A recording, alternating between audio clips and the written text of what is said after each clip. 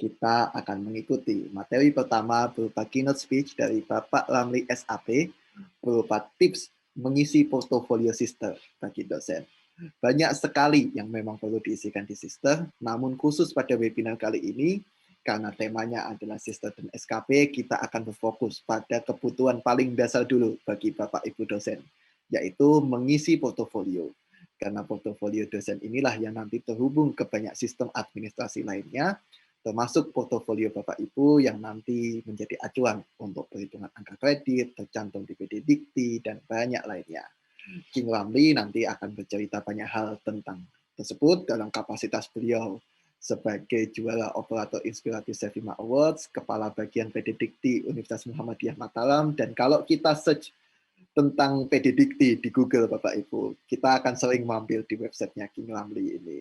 Nah, Bapak Ibu mungkin ada yang bertanya juga, King Ramli, kalau misalnya pengen topik-topik yang selain portofolio gimana? Nah, Sevima siap akan menyelenggarakan webinar lain di waktu mendatang jika Bapak Ibu menghendaki, dan King Ramli ini punya blog serta grup Telegram yang luar biasa Bapak Ibu, mendiskusikan berbagai hal tentang sister. Saya nggak akan cerita banyak-banyak di sini karena nanti King Ramli yang akan menceritakan langsung. King Ramli ini sapaan akrab beliau Bapak Ibu. Baik, Bapak Ibu yang kami hormati, langsung saja kepada Bapak Ramli SAP, kami persilakan. Assalamualaikum warahmatullahi wabarakatuh. Bisa terdengar? Terdengar mantap, King. Silakan. Izin share screen-nya, Pak.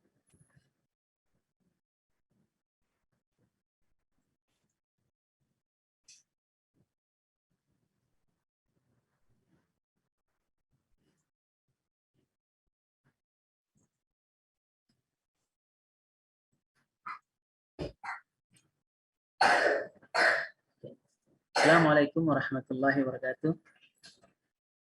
Bisa terlihat anunya, layarnya? Lihat, King. Oke. Assalamualaikum warahmatullahi wabarakatuh.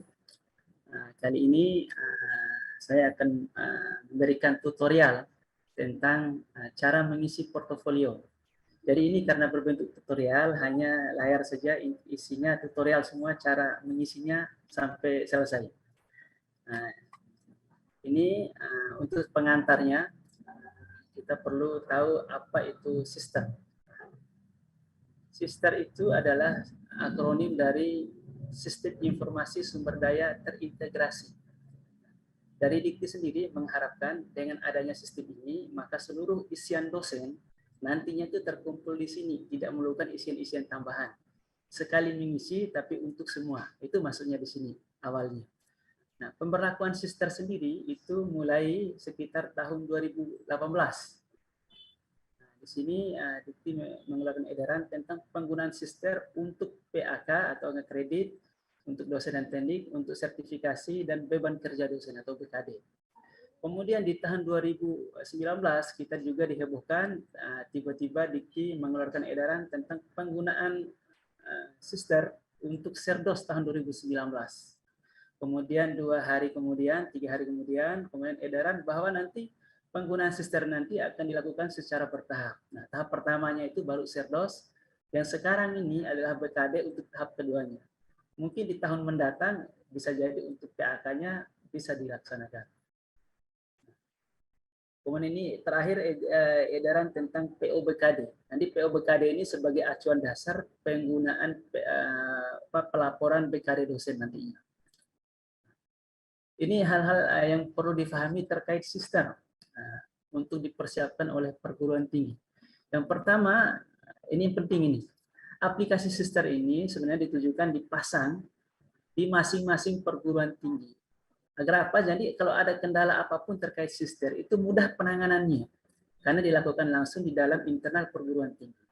Jika kampus memasang di server bersama misalnya di LDT, itu punya banyak kendala, misalnya ketika ada WOPS atau error dan sebagainya, kita membutuhkan tim LDT untuk mengecek setiap saat, dan itu saya kira impossible bisa terjadi.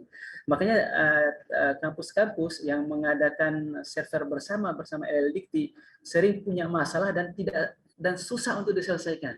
dan perlu waktu kira-kira mungkin lama sekali waktunya baru bisa menyelesaikan. Karena apa? Karena yang menanganinya orang dikti. Beda dengan jika dipasang di kampus sendiri, deliver server kampus sendiri, jika ada masalah penanganannya lebih cepat.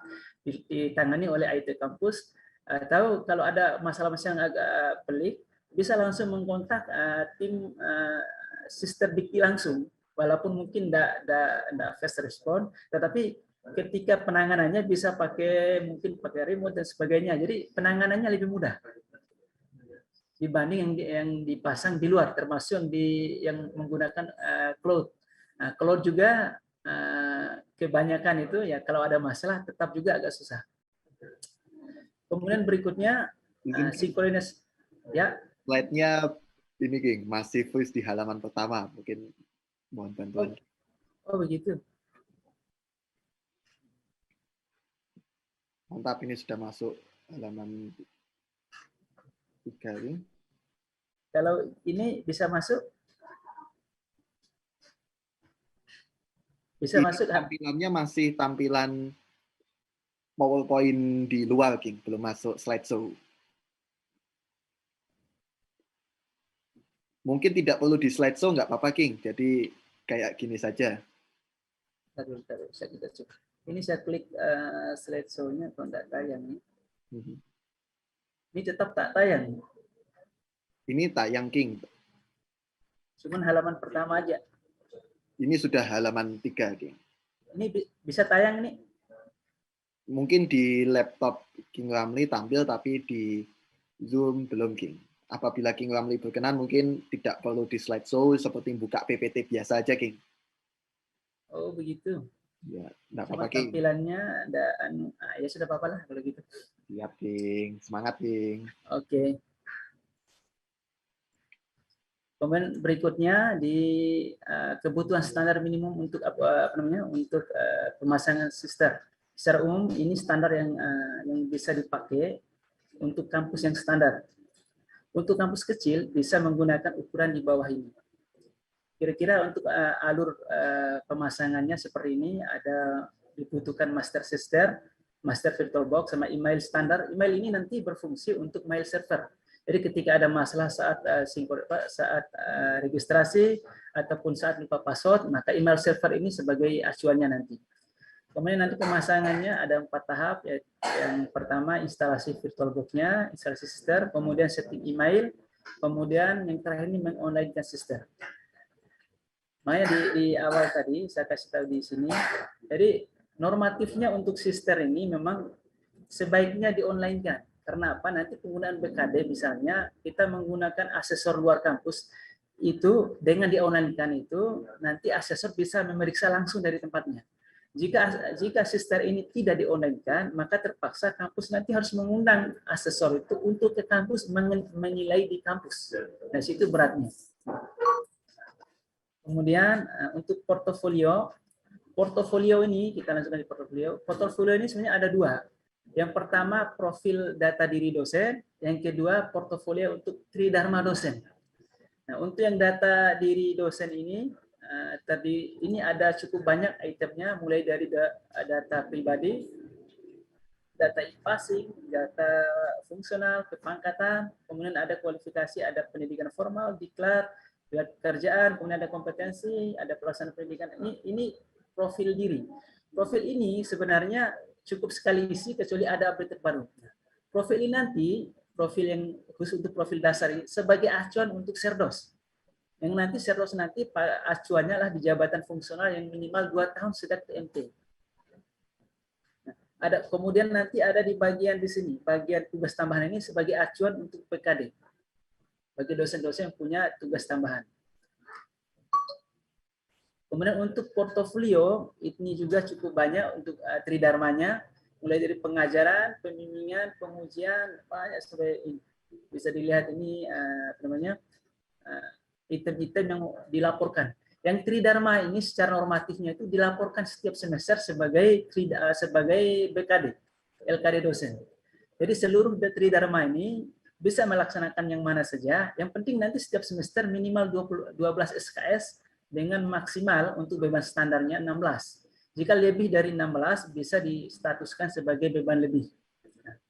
Nah, dengan catatan tambahan, untuk pendidikan dan penelitian itu minimal 9 SKS. Saya kira dengan item yang banyak begini, 1 SKS saja per item itu sudah lebih sebenarnya.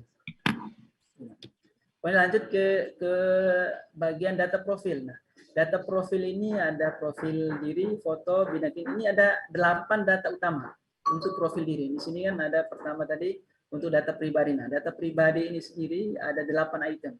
Itemnya mulai dari pertama kalau kita login sebagai dosen, nah bisa dilihat ini kita kasih nomor 1, 2, 3, 4, ada lagi laman 5, 6, 7. Ini item-item dasar yang harus diisi. Nah, kebanyakan dosen kadang senior itu biasanya langsung pakai data ini tanpa melihat profil ini. Sehingga yang terjadi kadang untuk dosen senior nanti berefek di bagian serdosnya, termasuk yang biasanya terhambat itu di bagian namanya sertifikat BKD. Sertifikat BKD itu nanti itu mensyaratkan ada data lengkap untuk bagian serdos sama perpangkatan. Jika di sana tidak diisi dengan baik, maka tidak bisa diinput oleh pusat sertifikat untuk asesornya. Karena sertifikat asesor BKD ini diinput langsung oleh pusat. Untuk cara pengisiannya bisa dilihat di sini, cuma agak kecil layarnya ini karena tidak ditampilkan. Nah, ini contoh untuk profil. Di profil diri ini, untuk mengkliknya,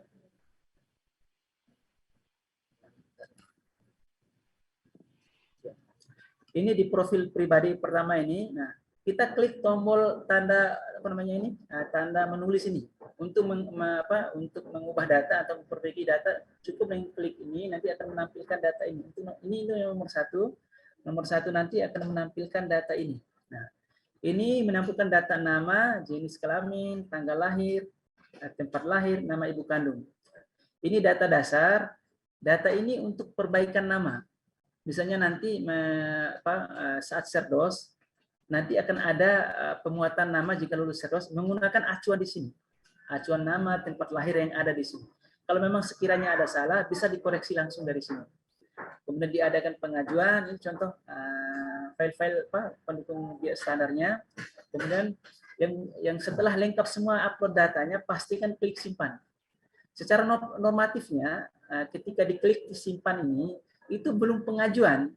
Banyak kami dapati di lapangan, dosen sudah merasa sudah mengajukan, padahal baru klik simpan. Ketika diklik simpan, maka normatifnya akan masuk ke draft. Filenya itu akan masuk ke draft. Ini di sini dituliskan masih draft. Kemudian di sini akan ada muncul di bawah tombol simpan tadi akan muncul tombol ajuan perubahan data. Setelah klik tombol inilah baru data kita akan masuk ke bagian diajukan. Setelah itu baru bisa diperiksa oleh admin. Selama belum diklik tombol ajuan ini, maka datanya tetap dalam posisi draft. Di awal-awal sistem yang kami dapati di kampus, banyak sekali dosen yang cukup mengklik simpan, sehingga posisi pengajuan tetap di draft. Sampai bahkan sudah lama sekali, akhirnya kan sudah diripu dengan admin. Kadang merasa sudah mengajukan dan tidak respon-respon. Nah, yang benar itu pastikan sudah mengklik tombol ajuan ini. Yang kedua, di tombol kedua untuk foto biasa standar. Di tombol ketiga, ini perbaikan bidang keilmuan. Nah, untuk bidang keilmuan ini bisa dilihat, kalau kita set misalnya di sini politik misalnya. Di sini akan ditampilkan 3. Yang pertama paling depan ini rumpun besar ilmunya. Yang ini subrumpun ilmunya, yang terakhir inilah bidang ilmunya. Anda bisa men-set data dengan ketiga-tiganya ini. Ini bidang ilmu, rumpun ilmu dan sebagainya ini standarisasi dari sistem. Saya sendiri tidak tahu dari mana acuannya. Kalau kita mengambil data edaran dari Dikti terkait dengan rumpun ilmu maupun bidang ilmu memang agak sedikit berbeda dari sini. Cuman karena ini sistem yang sudah diterapkan di kita, ya terpaksa kita menggunakan ini untuk sebagai pendataan bidang ilmu. Cukup dicari salah satu, kemudian klik simpan. Ini tidak ada upload berkasnya untuk bagian ini. Kemudian berikutnya untuk data alamat. Di sini alamat lengkap, kemudian di sini paling atasnya ada email. Ini sebenarnya hanyalah email untuk koordinasi, bukan email untuk login. Email untuk login itu berbeda dia cara perubahannya nanti di kanan data ada bagian pengaturan, disitulah untuk mengubah email untuk login. Adapun email yang ada di sini adalah email standar untuk komunikasi.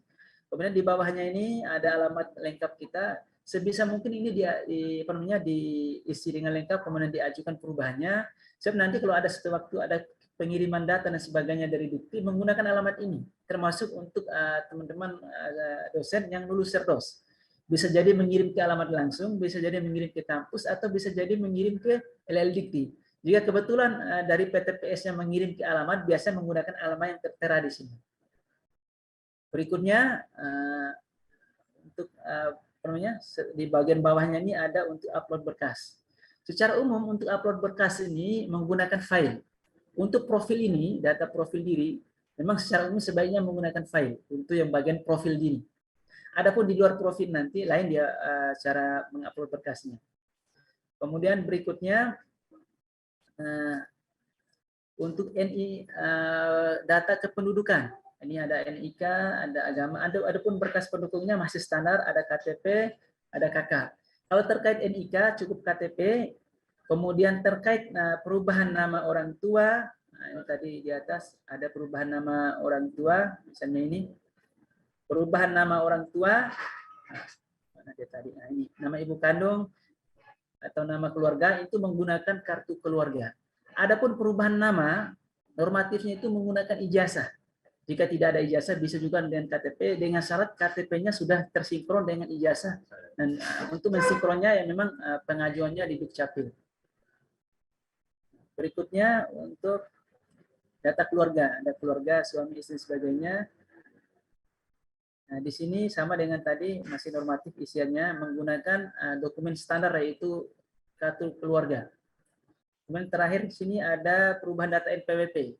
Untuk bagian data lain-lain ini ada dua sebenarnya, ada NPWP sama ada nomor ID Sinta. Untuk NPWP memang pengubahannya tetap di sini, di sister, pengajuannya oleh dosen sendiri, lampirannya cukup NPWP. Adapun untuk Sintanya itu yang mengajukan admin, ajukannya di sister Dikti. Nah di sini login sebagai admin, nanti ada import Sinta di sini untuk mengimport ID Sinta. Nah, sebagai kode untuk mengambilnya menggunakan menggunakan hidden. Yang berikutnya untuk data in-passing. Nah, ini juga yang di bagian ini sering kita dapati kesalahan dosen. Jadi ketika ada in-passing baru, itu data yang lama dihapus atau kadang juga diedit menggunakan yang baru. Yang benar itu adalah setiap ada data baru itu dimasukkan sebagai history. Sebagai contoh di sini ada in-passingnya mulai dari penata muda, kemudian penata muda tingkat 1, kemudian paling atas penata. Ini riwayat dari in-passing dosen ini. Jadi dengan riwayat in-passing ini kita juga bisa tahu jenjang dia mulai dari masuk kampus.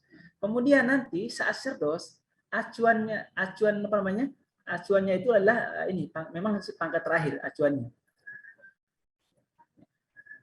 Kemudian nanti untuk pengajuannya jika ada in-passing baru biasa secara normal tinggal klik bagian tambah, kemudian pilih beberapa pilihannya banyak ini. Cuman ini saya buat dalam bentuk PowerPoint jadi banyak ketindih jadinya ini.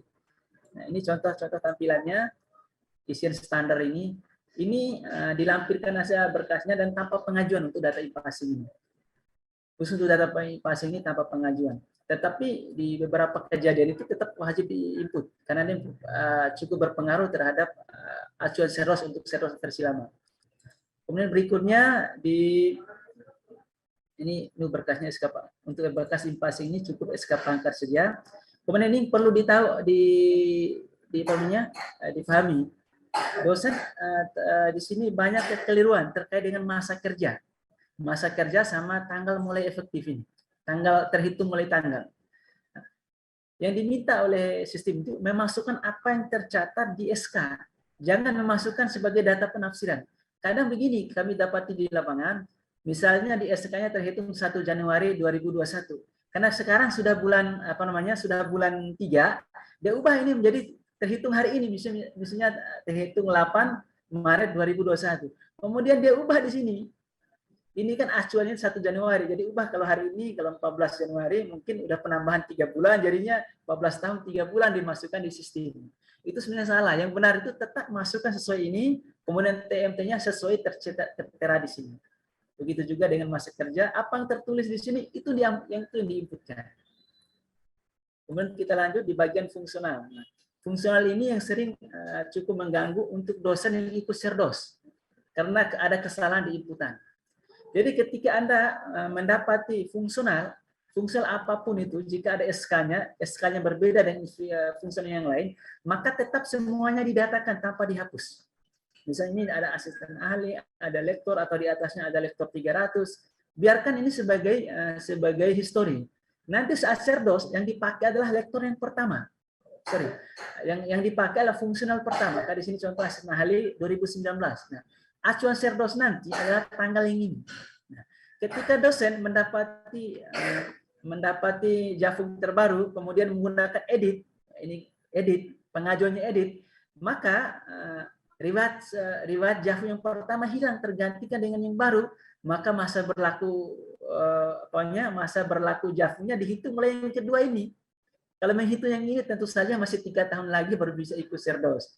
Tapi kalau tanpa diedit, menggunakan data yang pertama ini, tentu saja ini tahun ini insya Allah sudah bisa dengan menggunakan fungsional yang ini. Untuk pengajuannya cukup klik tambah, kemudian untuk meneliti sejauh mana perubahan pengajuannya bisa melihat di bagian sini. Kemudian berikutnya, ini untuk pengajuannya. Ini isiannya lumayan standar ini. Kemudian yang penting di bagian pengajuan Javum ini adalah kelebihan angka ini. Di angka ini sering kita dapati pengajuan itu salah. Dosen biasanya menuliskan, contoh ini kan, ini SK terbaru itu hanya 3 kolom saja, itu kolom lama, kemudian baru, kemudian jumlah. Di versi yang lama di sini ada kolom tambahan 1, yaitu kelebihan. Nah, biasanya kalau ada kelebihan akan dituliskan di sini. Nah, kelebihan itulah yang dituliskan sebenarnya di kolom yang ini. Selama di SK-nya tidak ada kolom kelebihan, sebenarnya tidak boleh memasukkan angka kelebihan di sini. Cukup memasukkan angka 0. Karena di SK-nya memang tidak memasukkan, sebagai contoh ini, tidak ada di SK-nya. Nah, dosen sering memasukkan kembali angka-angka ini sebagai angka kelebihan di sini. Mana dia tadi di sini? Nah, angka di sini. Jadi, misalnya kelebihan penelitian diambil dari data ini. Mana penelitian? Angka ini. Padahal ini angka standar kumnya yang terakumulasi menjadi angka 200. Walaupun 200 lebih, tetap di kumnya nanti dianggap sebagai 200 pengajuannya. Nah, kalau ini tombol pertama tadi, kalau ini tombol yang kedua ini sekedar untuk view saja, untuk melihat. Kalau kita klik ini, nanti akan lihat data detailnya. Ini saya hidden kan, karena data profil orang. Nah, ini untuk melihat datanya. Kalau mau mengajukan perubahan data bisa klik tombol yang tengah ini. Maka nanti akan muncul tampilan seperti ini. Ini ada data lama, kemudian ada data baru. Kemudian untuk pengajuan ini, baik pengajuan penambahan ataupun pengajuan perubahan data, berkas yang dilampirkan cukup 2 saja. Dan ini wajib ada dua-duanya. Yang pertama, SK jabatan fungsionalnya sendiri, yang memuat angka kreditnya fungsional berapa. Kemudian penetapan angka kreditnya, SK terpisah. Jadi 2 SK ini wajib dilampirkan saat pengajuan fungsional. Nanti kalau sudah diajukan, nanti akan muncul di sini. Muncul di tombol riwayat pengajuan. Bisa dicek sini. Kalau sudah disetujui, akan masuk di sini. Jika ditolak atau ditangguhkan, akan masuk di kolom berikutnya. Nah, ini contohnya ditangguhkan. Ini alasannya, bisa dibaca. Nah, ini apa yang kurang, bisa dibaca. Apa alasan penangguhannya. Nah, kalau sudah ada alasan penangguhan begini, Bapak Ibu sekalian bisa klik tombol ini. Tombol ini untuk mengecek data, untuk memperbaiki. Jadi setelah dicek, akan terbuka seperti ini. Ini bisa ditarik kembali pengajuan. Bahkan kalau sudah diajukan pun, kalau dirasa pengajuannya salah, bisa ditarik kembali. Itu tersedia di bawah sini tombol pengajuan. Tombol tarik kembali, kemudian bisa mengedit ulang, kemudian diajukan ulang. Yang berikutnya kepangkatan. Kepangkatan juga sama, setiap ada SK baru, walaupun nanti mungkin SK-nya sama, 3B, tetap juga 3B, tapi karena berbeda nomor SK-nya, tetap diajukan, masukkan di riwayat golongan ini sebagai histori. Ini sebagai contoh ini salah seorang dosen, lengkap mulai dari 3A, 3B, 3C, 3D yang terbaru. Nah, 3A ini biasanya dosen ini mendapati niden saat S1, jadi pengajuan perpangkatan saat S1 normatifnya memang 3A. Tapi memang perjuangan cukup lama nih. Kemudian untuk pengajuannya sama, cuman berbeda di sini terkait dengan apa namanya berkasnya. Berkasnya cuma satu, hanya SK impasing saja atau SK perpangkatan. Sama dengan tadi penjelasannya, jangan diubah-ubah yang ada di SK ini. Cukup ambil data SK ini langsung masukkan di sistem. Kemudian berikutnya pendidikan formal. Nah, pendidikan formal juga sama. Setiap ada perubahan status, jangan dihapus status sebelumnya. Nah, ini termasuk nanti di Serdos akan termuat riwayat ini. Jadi jangan sampai dihapus. Ada musuhnya S1, S2, S3 tetap diajukan sebagai apa? Tetap disimpan sebagai histori. Misalnya saat ini S2 mau mengajukan data S3, nah, tinggal klik data penambahan ini, tambah riwayat ini. Nanti akan tersedia beberapa kolom ini, kolom yang harus diisi. Ini beberapa kolomnya. Untuk penambahan riwayat ini perlu 5 berkas. Pengalaman kami di LDIKT 8 harus 5 berkas ini. Yang pertama SK izin tugas belajar, SK izin atau SK tugas belajar. Ini dulu saat pergi tugas belajar memang harus dilaporkan. Cuma saat diaktifkan kembali studi belajarnya, tetap oleh LDIKT diminta SK dulu itu dimasukkan kembali. Kemudian dilampirkan juga ijazah dan transkripnya. Yang kemudian yang ketiga ini surat pengembalian dari tempat studinya. Yang keempat ini rekomendasi saat pergi dulu. Jadi saat dosen pergi S3 biasanya meminta rekomendasi dari LDIKT. Rekomendasi ini diminta kembali. Dan terakhir jika dosennya kebetulan sudah Serdos, itu wajib melampirkan SK surat pernyataan bahwa tidak menerima pencairan Serdos selama melakukan studi. Ini penting nanti. Sebab ada dosen-dosen yang karena sesuatu dan lain hal ternyata tetap menerima Serdos selama studi lanjut. Nah, untuk yang izin belajar memang tetap berada di kampus. Adapun yang tugas belajar ini mengharuskan meninggalkan kampus. Terkait aturan tentang izin dan tugas belajar ini, kita juga sudah dapatkan sosialisasinya bahwa yang disebut izin belajar itu adalah dosen yang studi lanjut dalam domisili, artinya di sekitar kampusnya. Nah, penafsiran domisili ini beberapa LDIKT memang agak berbeda, tapi secara umum domisili itu sekitar lokasi kampus. Beberapa LDIKT mensyaratkan misalnya yang disebut domisili itu jauh dari kampusnya, tempat tugasnya itu maksimal 60 kilo. Beberapa LDIKT yang berada di pulau-pulau luar itu mensyaratkan begitu keluar dari pulau itu sudah dianggap di luar domisili. Nah, untuk yang di luar domisili maka disebut tugas belajar, yang di dalam domisili disebut izin belajar. Untuk izin belajar maka semua aktivitas di kampus tetap dijalankan dan Serdos pun tetap jalan untuk yang ini. Adapun yang tugas belajar itu tidak dibolehkan menerima Serdos. Jika dalam perjalanannya ternyata menggunakan tugas belajar, kemudian ternyata menerima Serdos, maka saat pulang nanti ternyata wajib mengembalikan Serdos secara utuh. Nah, ini cukup berat jika misalnya pendidikannya 3 tahun, kalkulasi Serdos selama 3 tahun itu lumayan. Kemudian untuk diklat. Diklat ini terhitung sejak sejak Juli tahun 2021 tidak lagi bisa disimpan biasa. Dulu sekedar diklik ini tambah, kemudian langsung memasukkan di tanpa pengajuan. Untuk bagian ini memang tanpa pengajuan saat itu. Sejak Dikti menetapkan pekerti maupun AA yang standar, itu sejak Juli 2021, maka untuk pekertinya itu diajukan, divalidasi oleh pusat, khusus untuk pekerti sebelum 11 Juli. Adapun jika pelaksanaan pekerti ataupun AA-nya setelah 11 Juli, ini diinput oleh penyelenggara resmi. Ini penyelenggaranya memang sudah ditunjuk oleh Dikti. Adapun yang di luar kegiatan pekerti dan AA, yaitu non pekerti, itu pengajuan biasa, tanpa pengajuan cukup diklik tambah, langsung masukkan berkas isian ini lumayan isian ini. Ini pilihan-pilihannya, kemudian masukkan berkas. Itu tanpa pengecekan. Yang mengecek itu adalah nanti oleh asesor. Misalnya kegiatan ini diklaim untuk Serdos, maka yang ngecek itu asesor Serdos. Jika kegiatan ini diklaim untuk BKD, maka yang mengecek keabsahan data ini adalah asesor BKD. Berkas yang dilampirkan cukup sertifikat kegiatan, kemudian yang kedua SK penugasan. Kenapa SK penugasan? Karena ini terkait dengan tridharma kampus. Jika tidak ada SK penugasan, maka itu kegiatan pribadi dan tidak terkait dengan kampus. Nah, Maka agar kegiatan-kegiatan ini dihargai sebagai tridharma dosen di kampus, maka normatifnya harus ada SK penugasan.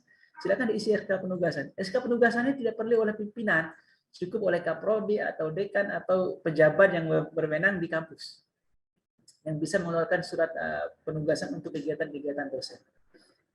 Untuk yang apa namanya, yang jenis diklatnya, ini jenis diklatnya banyak, bisa dipilih ini. Ada pelatihan profesional, ada lemhanas dan lain. Kemudian di sini untuk waktu kegiatannya, masa kegiatannya ini bisa disesuaikan sesuai dengan lama kegiatan. Kemudian untuk yang ininya pilihan diklatnya ada local dan sebagainya. Kemudian ini standarnya biasa dengan isi nomor tanggal. Ini saya kira standar ini termasuk tanggal kegiatan. Ini untuk sertifikat sama tadi kegiatan dan sebagainya. Untuk yang apa namanya, yang pekerti memang yang upload langsung pusat dan itu hanya sertifikat kegiatan saja tanpa SK penugasan. Kemudian lihat pekerjaan. Lihat pekerjaan ini sangat penting untuk kampus terkait dengan IKU, terkait dengan IKU, indeks kinerja utama. Jadi nanti salah satu IKU itu adalah dosen yang bekerja sebagai praktisi di luar. Nah, itu pendataannya di sini. Jadi Dikti bisa merekap kegiatan dosen-dosen kampus yang praktisi di luar. Jadi mengajar sekaligus sebagai praktisi. Nah, pekerjaan di luar itu didatakan di sini. Nah, didatakan ini khusus, sebenarnya khusus yang punya jabatan saja. Di sini sudah ditetapkan kegiatan-kegiatannya dan sebagainya. Itu di luar kampus sebenarnya. Nah, untuk berkas pendukungnya ada SK menjabat aja. Kemudian berikutnya untuk sertifikasi. Nah, sertifikasi di sini ini termasuk sertifikat yang pernah didapat. Yang pertama adalah Serdos, yang kedua sertifikat profesi. Untuk yang Serdos ini, kalau dulu memang di input manual, ketika sudah dapat sertifikat, maka di input manual dan klik tambah. Tapi untuk saat ini setelah menggunakan Dikti menggunakan aplikasi Sister, maka inputan untuk sertifikasi dosen langsung diinput oleh penyelenggara. Jika tidak diinput juga oleh penyelenggara, maka dosen bisa menunggu bisa menunggu kiriman sertifikatnya dari PTPS kemudian mengupload secara mandiri di sini. Yang kedua untuk sertifikat profesi. Nah, sertifikat profesi ini memang tidak diajukan ke Dikti, hanya diinput saja kemudian melampirkan berkasnya. Nah, berkas yang dilampirkan hanya sertifikatnya saja. Ini sertifikat pendidik ataupun sertifikat profesi. Ini jenis profesinya yang bisa dimasukkan lumayan banyak ini, seperti macam-macam lah. Nah, untuk ini yang verifikasi sertifikat ini sama juga jika ikut Serdos, memang verifikasi adalah asesor Serdos, jika ikut BKD maka yang verifikasi adalah asesor BKD. Berikutnya nilai tes, sama tadi juga nilai tes di sini ada dua jenis. Nilai tes standar secara umum ada TKBI, ada TKDA. Untuk sejak 11 Agustus 2001 juga kedua tes ini diupload oleh penyelenggara lagi. Jadi cukup mengikuti salah satu penyelenggara yang ditunjuk oleh Dikti, maka otomatis terupload di sini oleh penyelenggara. Adapun yang sebelum 11 Agustus penyelenggaraannya, maka diupload secara manual di sini dengan mengklik tombol tambah, melampirkan berkas sertifikat, kemudian nanti divalidasi oleh pusat. Kemudian berikutnya tugas tambahan. Tugas tambahan ini terkait dengan jabatan dosen di kampus. Itu saya jabatan-jabatan ini adalah jabatan yang menjadi jenjang karir dosen. Nah, karena kenyataan memang di lapangan kadang beberapa tugas jabatan yang sebenarnya itu jenjang karir pendidik, tapi dijabat juga oleh dosen. Karena berbagai kebijakan di kampus seperti ya mungkin ya urusan kampus lah itu. Intinya memang tugas tambahan ini adalah tugas yang diberikan oleh kampus kepada dosen di wilayah kampus. Yang penting di sini adalah ada dua tanggal. Tanggal ini yaitu tanggal mulai berlaku sama tanggal berakhir. Tanggal ini nanti menentukan jabatan dosen sebagai dosen dengan tugas tambahan di layanan BKD. Dosen dengan tugas tambahan itu teringankan, mereka cukup melaporkan 3 SKS saja per semester. Kemudian beban penelitian dan beban pengabdian itu dihilangkan. Beda dengan dosen tanpa jabatan.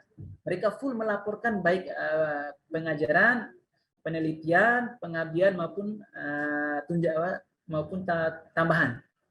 Kemudian nanti walaupun sama-sama melaporkan BKD, ada lagi tambahan satu yaitu kewajiban khusus. Itu khusus untuk dosen yang sudah punya fungsional.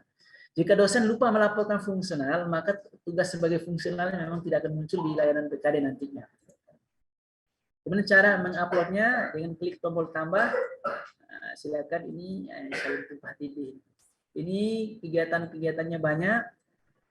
Kemudian di sini ada pilihan-pilihannya, kemudian unit kerjanya ada semua. Kemudian di sini yang penting itu di jam diakui.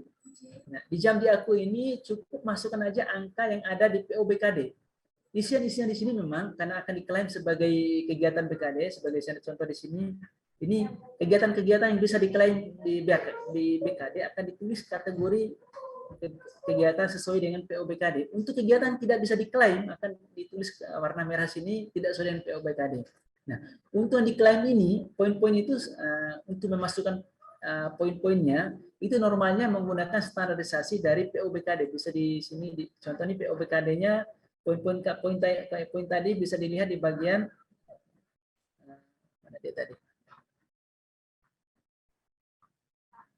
Di bagian pelaksanaan pendidikan. Di sini contohnya jabat.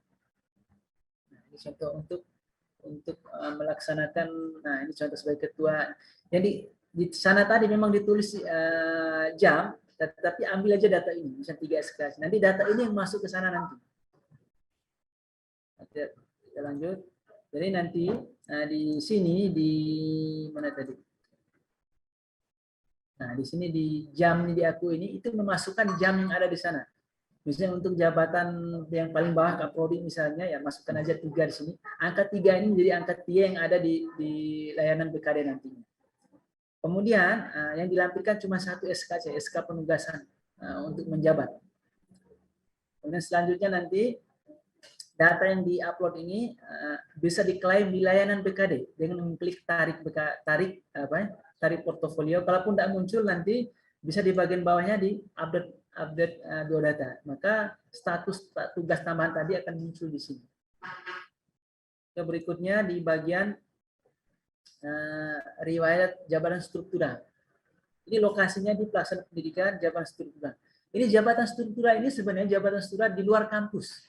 Nah, yang diakui di sini oleh Dikti sebenarnya hanya untuk jabatan menduduki posisi strategis di di instansi resmi pemerintah atau swasta, tapi yang ditunjuk oleh Dikti. Jadi tidak sembarang sebenarnya. Ini pilihannya cukup banyak sebenarnya. Ini tidak bisa dimiliki. Ini contoh pilihannya. Kan udah tumpang tindih. Ada kepala pusat, kepala biro dan sebagainya yang dari luar kampus. Kemudian berikutnya untuk jabatan struktural.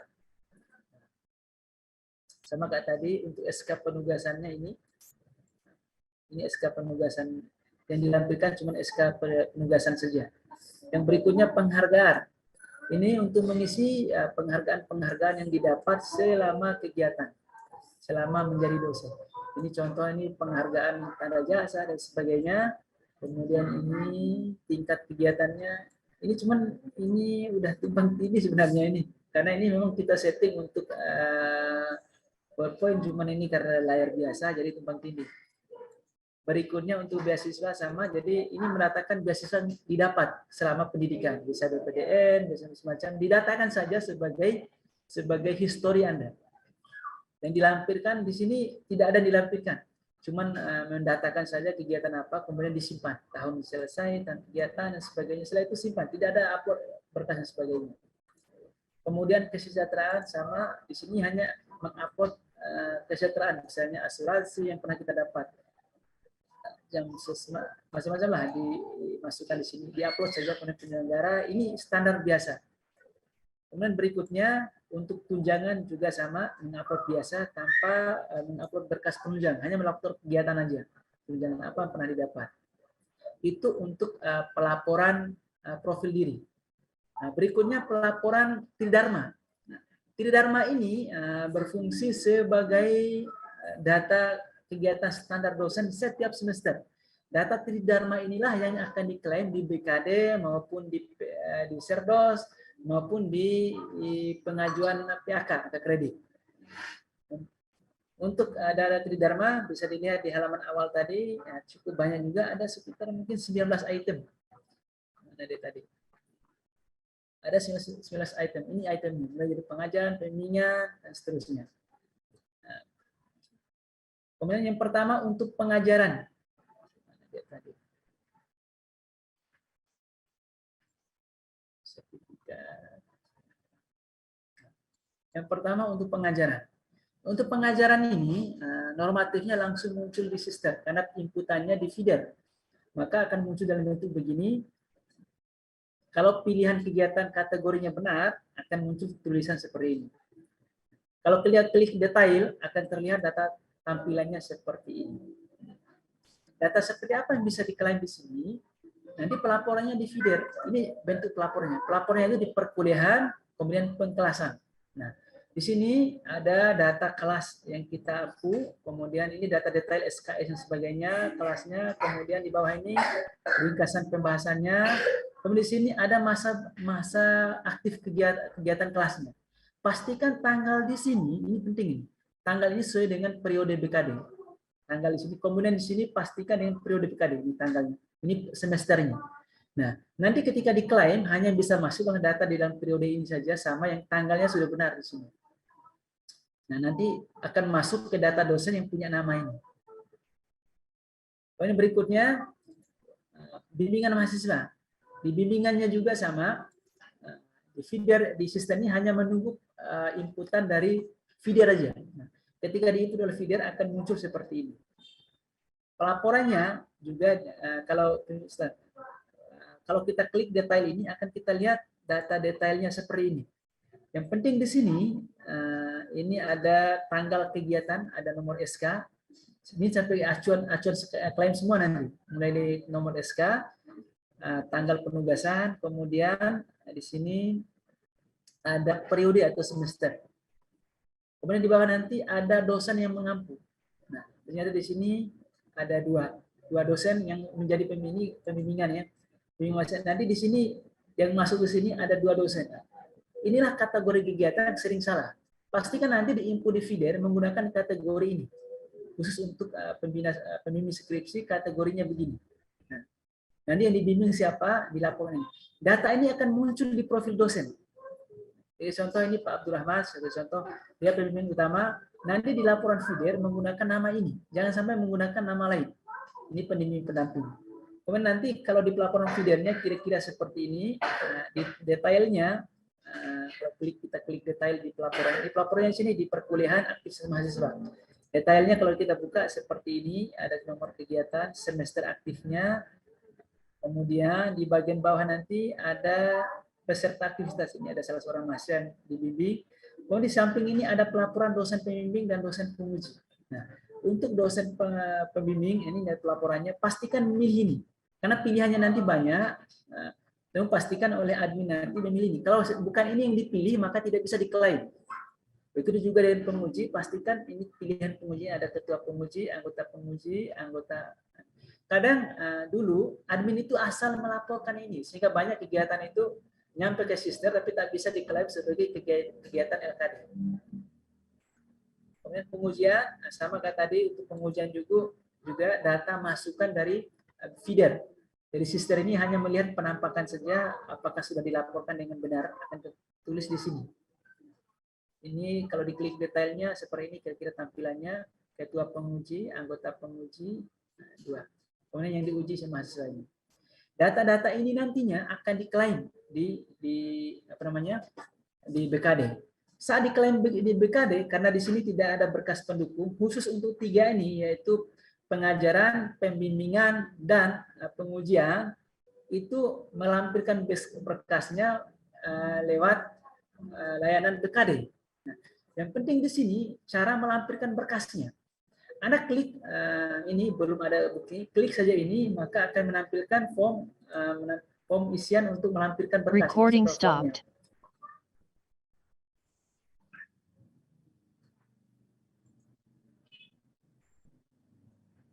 Halo? Recording in progress. Saya lanjutkan. Ini untuk isian di awalnya, kemudian di bawahnya untuk isian link.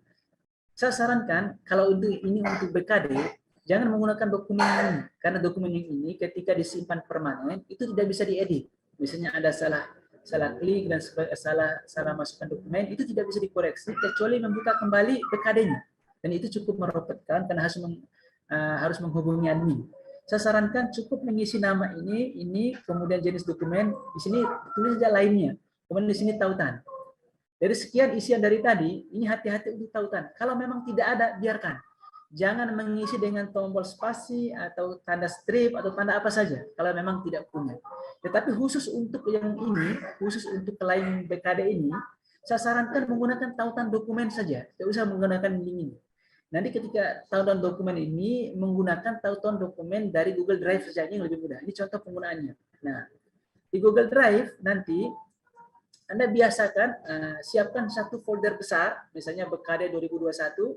Kemudian di bawahnya ini, misalnya untuk klaim pembimbingan, maka Anda buat folder khusus klaim membimbing mahasiswa. Nah, baru di bawah sini buat folder khusus lagi. Ini dibuat per satu orang, misalnya membimbing mahasiswa A, maka satu orang A ini, satu orang A, satu orang B. Nah, begitu juga misalnya mengampu kelas. Jadi dibuatkan setiap kelas yang diklaim itu bikin folder sendiri. Di dalam folder ini dilampirkan berkasnya. Nah, misalnya untuk membimbing kelas, kan di sana student BKD minimal 4. Jadi ada absensi, ada jurnal kehadiran dosen, ada nilai akhir, dan ada penugasan. Jika data-data ini salah diupload dan sebagainya, cukup dosen itu mengganti di sini. Tidak perlu melampirkan ulang linknya. Karena apa yang dikasih link itu link ini. Jadi cara melampirkan linknya, klik kanan aja ini. Nanti pastikan settingannya itu udah posisi share, kemudian ambil link, salin link. Pastikan ini di bagian sini itu siapa saja yang memiliki link ini bisa melihat. Tandanya bisa dilihat oleh orang lain, itu ada gambar kepala di sini, ada semua gambar kepala. Artinya seluruh folder ini sudah di-set sehingga nanti oleh asesor bisa lihat. Kalau asesor nanti merasa berkas yang dilampirkan ini salah, dosen bisa langsung mengganti di sini berkasnya tanpa membuka permanen BKD-nya.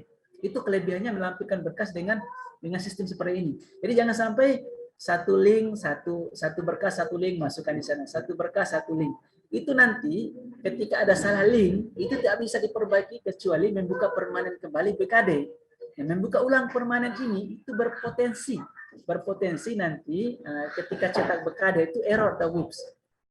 Maka saran saya, ini cara terbaiknya untuk melampirkan BKD, yaitu membuat per item yang diklaim. Misalnya yang diklaim misalnya 2 orang mahasiswa untuk kegiatan pembimbing, maka dua-duanya dibuatkan folder isinya untuk membimbing itu SK penugasan yang pertama, yang kedua itu adalah kemajuan bimbingan. 2 itu aja. Nah, termasuk bagian penguji juga sama, dibuatkan folder khusus.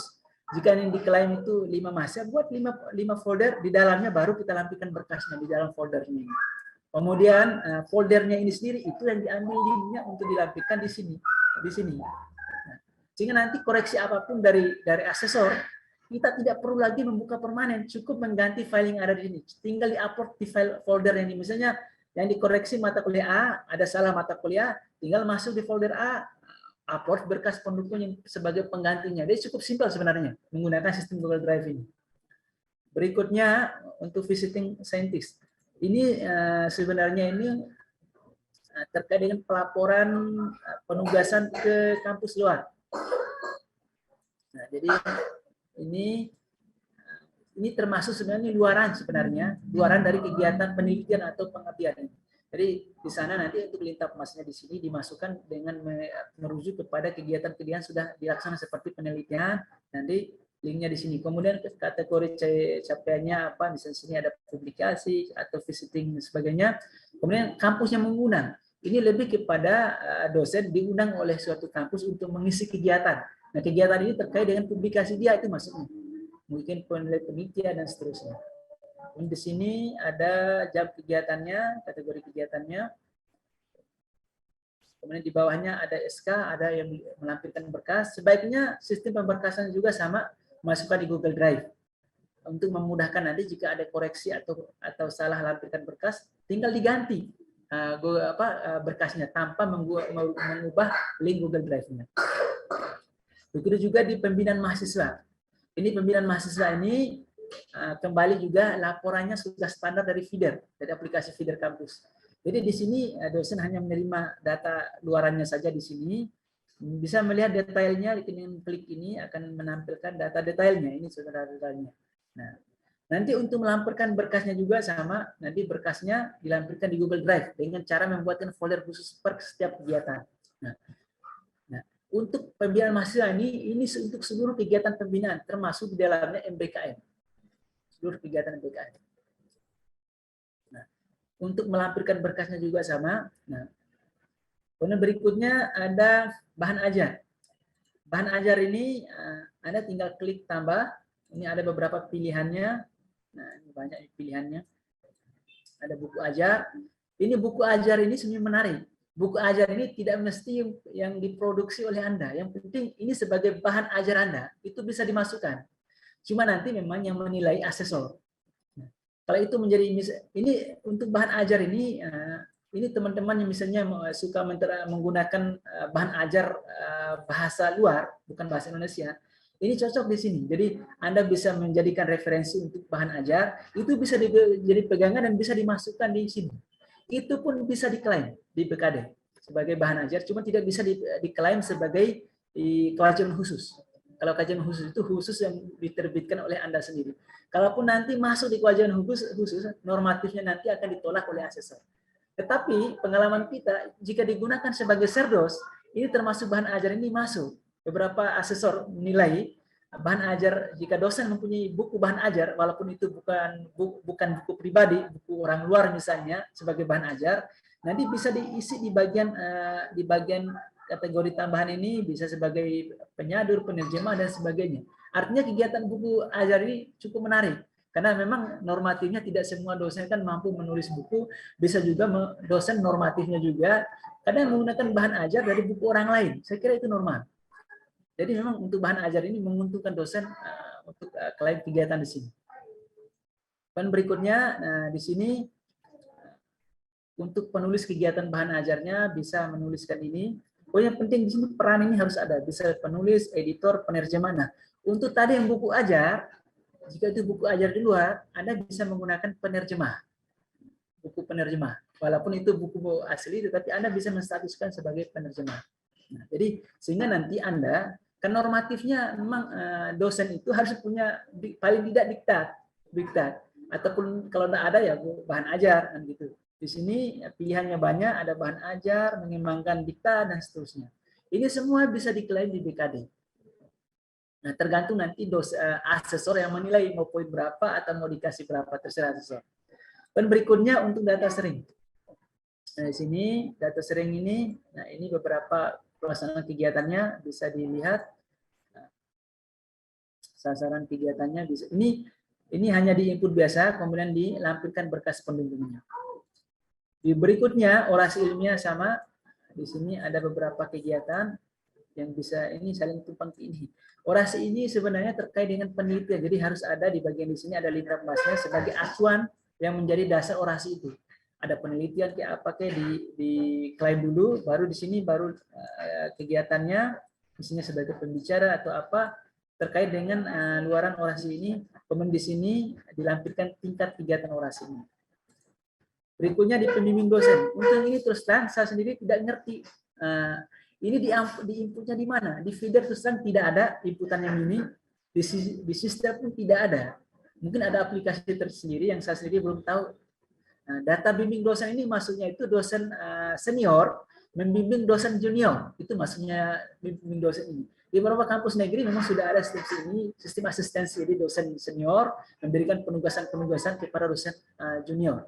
Nah, penugasan hasil itu nanti akan dilampirkan di aplikasi tersendiri kayaknya, dan cuma saya kurang paham aplikasinya apa. Di sana dilampirkan, di sini itu hanya luarannya saja. Kemudian berikutnya adalah penelitian. Nah, ini sering diributkan di grup.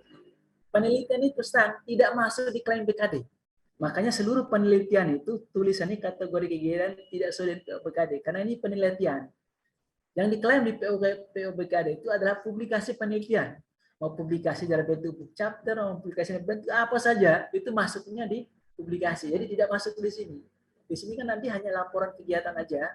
Nah, jadi klik tambah sini untuk laporannya. Ini ada kegiatannya sebagai ketua anggota. Di sini sering dosen kadang lupa mengklik ini. pilihan ketentuan sebagainya, sehingga kadang tidak bisa disimpan karena kategori kegiatan belum diisi. Jadi ini pastikan diisi dengan benar di sini agar tidak terkena WOP dan sejenisnya. Di bawah untuk afiliasinya itu nama kampus kita sendiri. Untuk litbangmasnya seperti yang tadi kegiatan pernah kita laksanakan. Kalau misalnya penelitian berjenjang dari tahun sebelumnya, kemudian ada skimnya. Ini skimnya ada macam-macam lah, bisa dipilih lah kalau ini. Kemudian di bagian bawah ini ada tahun usulan. Ini diisi dengan data standar lah. Tahun keberapa? Ini untuk bagian ini dipilih saja tahunnya sesuai dengan tertanya. Kalau di sini lama kegiatannya dalam tahun diisi biasa aja ini. Nah, kemudian di sini ada SK penugasannya, tanggal SK penugasan, kemudian berkas. Nah, berkasnya sendiri sebaiknya mungkin dimasukkan di Google Drive sebagai bekas, dibuatkan dalam bentuk subfolder kayak tadi untuk memudahkan jika ada koreksi. Dan berikutnya di pelaporan publikasi karyanya. Inilah data-data yang bisa diklaim di laporan BKD untuk publikasi penelitian. Nah, di sini ada dua yang bisa kita laksanakan.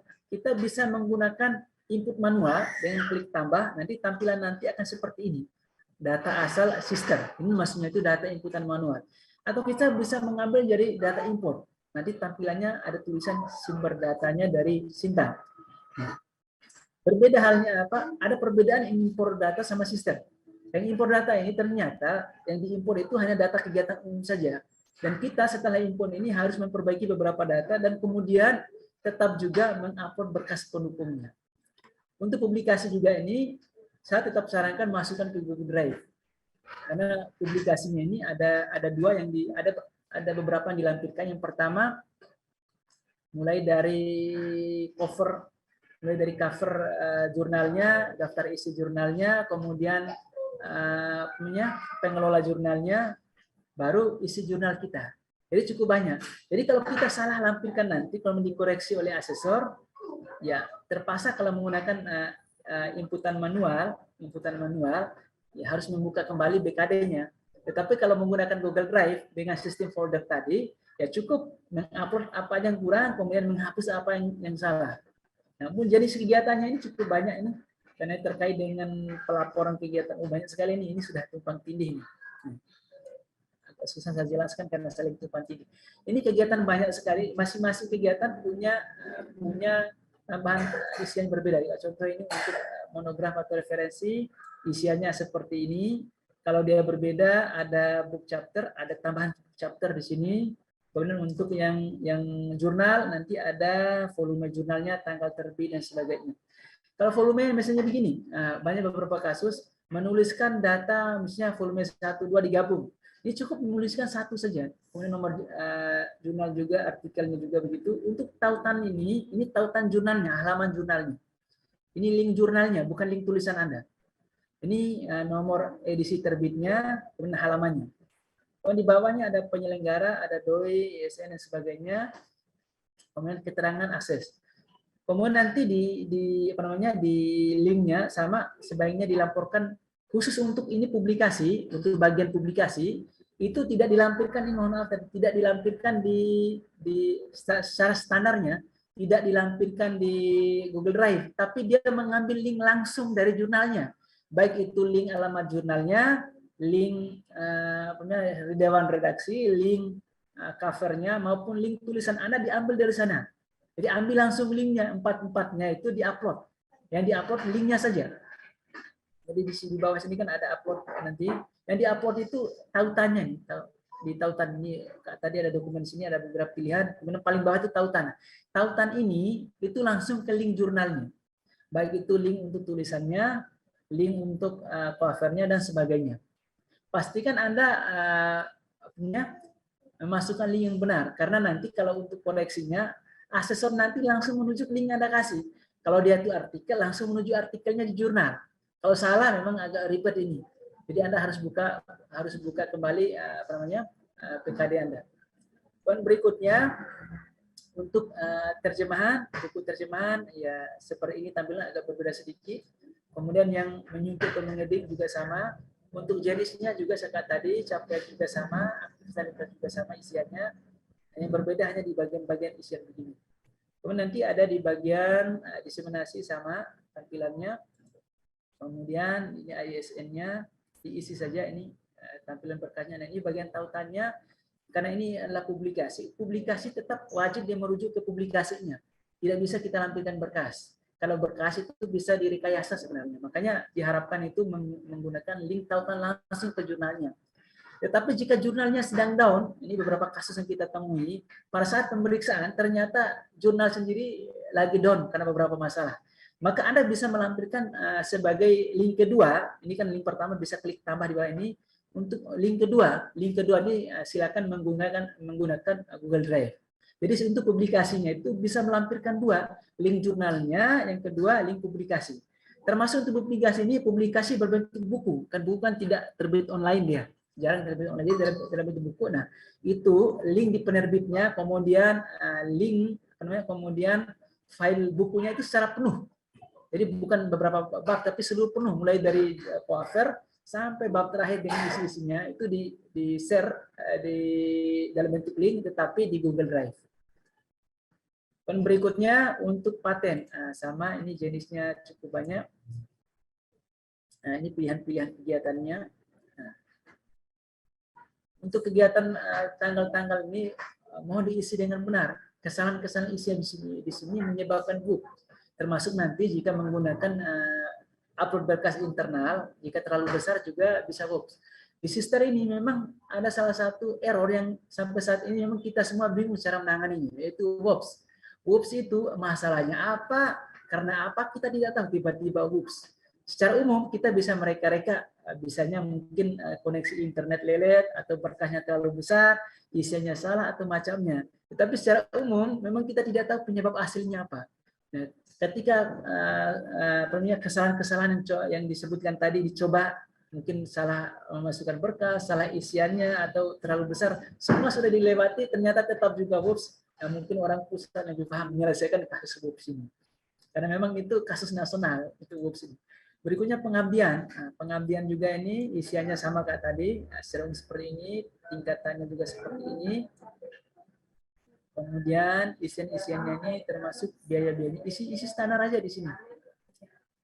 Kemudian terakhir di pengelola jurnal, sama untuk pengelola jurnal ini hanya bisa memasukkan jurnal yang sudah ada di feeder di Sister saja. Nah, ini beratnya.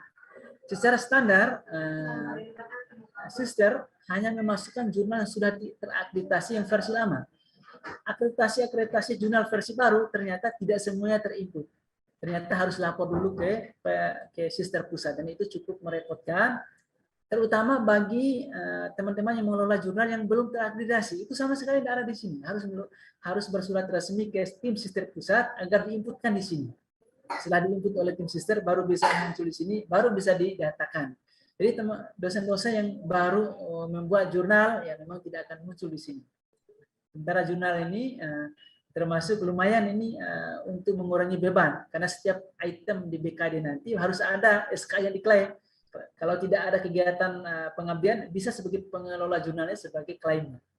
Dan berikutnya ada pembicara. Ini agak susah ini untuk menjelaskan, karena ini sudah dalam bentuk PowerPoint, jadi saling menindih tulisannya. Ini kategorinya diisi normatif saja. Kemudian untuk berkas penunjang sama. Berikutnya di penunjang lain. Ini di penunjang lain ini standarisasi aja. Penunjang lain ini sebenarnya seluruh kegiatan di kampus yang berbentuk penugasan di luar yang saya sebutkan tadi. Misalnya menjadi panitia apa saja di kampus dosen, itu bisa dimasukkan di sini.